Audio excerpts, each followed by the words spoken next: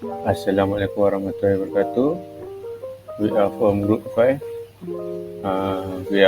Today we are presenting for our topic Geophysical Method for Evaluating Soil Dynamic Properties for our subject Geotechnical Engineering.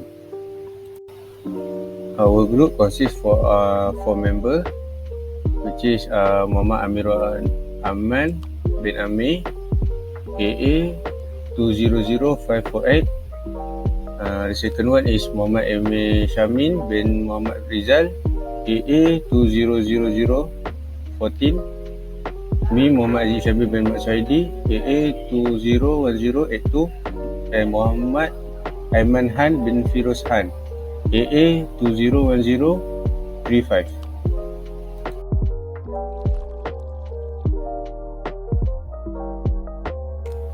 For our introduction, as a result of the vast development of the economy and rapid industrial growth, many appealing sites have been explored for extraction development. Structural deterioration has begun in some structures.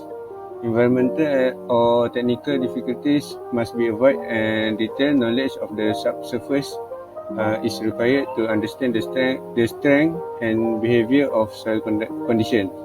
This study provides a rapid, non-destructive geophysical method for obtaining precise information on underlying layers. Geophysical method can accurately map vertical and lateral change in dynamic soil characteristics and material bearing capacity in a given area. The aim of the research is to develop a rapid and non-destructive geophysical approach for obtaining precise information from beneath the surface. Our objective is to understand the subsoil and prevent essential environmental or technological difficulties associated with poor soil fertility. Our scope of study is solely to focus on the approach for obtaining soil condition and information. The varieties of soil are identified in this study. Method for improving the ground would be suggested as possible solution.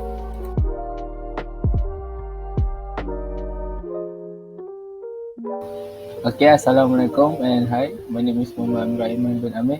I will explain about our literature review. The first is about Poisson ratio.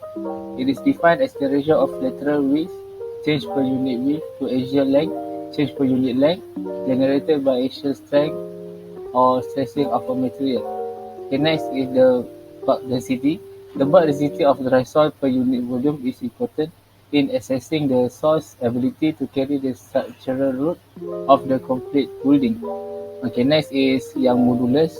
The Young modulus, also known as the modulus of elasticity in tension or compression, is a mechanical characteristic that quantifies a solid material's tensile or compressive stiffness when a force is applied longitudinally. Okay, next is about shear modulus. The shear modulus measures a material's capacity to withstand transverse deformation and is only a valid index of elastic behavior for modest deformations, after which the material may return to its original configurations. Okay, moving on to the next part, it is also about bulk modulus. The increase in pressure required to cause a certain relative drop in volume. Okay, the next is about subgrade reaction coefficient.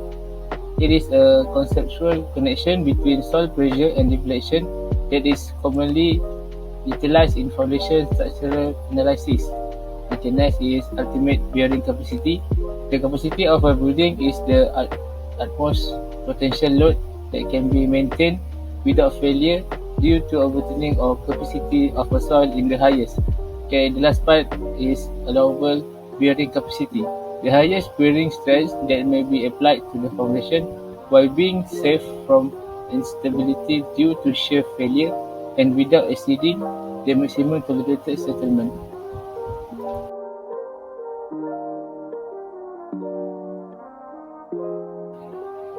For the next part, which is the methodology of the project, the method that I use in the project is the electrical resistivity method.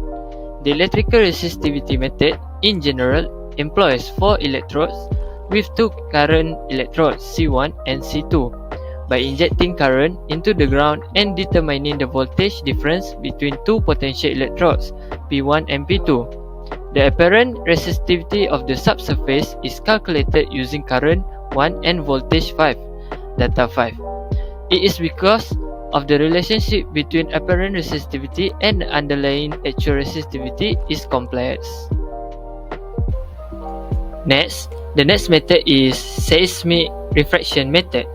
Seismic refraction is a common geophysical method for investigating the shallow subsurface. In geotechnical studies, seismic refraction is used to discover underlying layers and bedrock depth. When a sledgehammer strikes a metal plate, energy in the form of sound wave is emitted. This sonic wave goes through the earth's crust.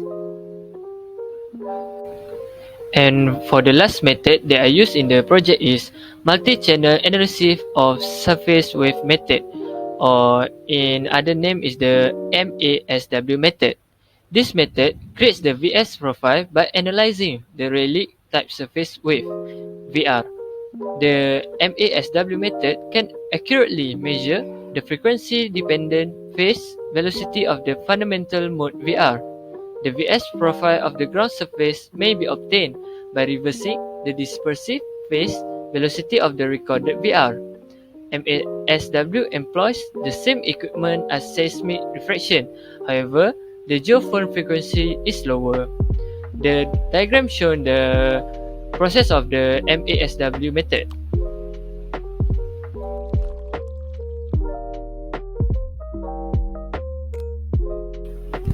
As a conclusion, this geophysical method must be used to estimate the most appropriate aesthetic of the building, mineral density, base coefficient, volume, of Young model, tolerant capacity, and of dynamic ability capacity, and capable soil tolerance.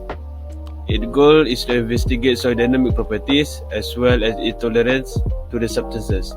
ERM was also used to create lateral changes in the lithology of the research area. It is clear that the saturation of porosity of the soil influences the resistance value. Seismic velocities, VP and VS, are important soil properties because they define the soil dynamic properties as well as the carrying capacity of soil components. The study showed that geophysical method can be used on site to assess sustainability of subsoil and building application. That's all from us. Thank you.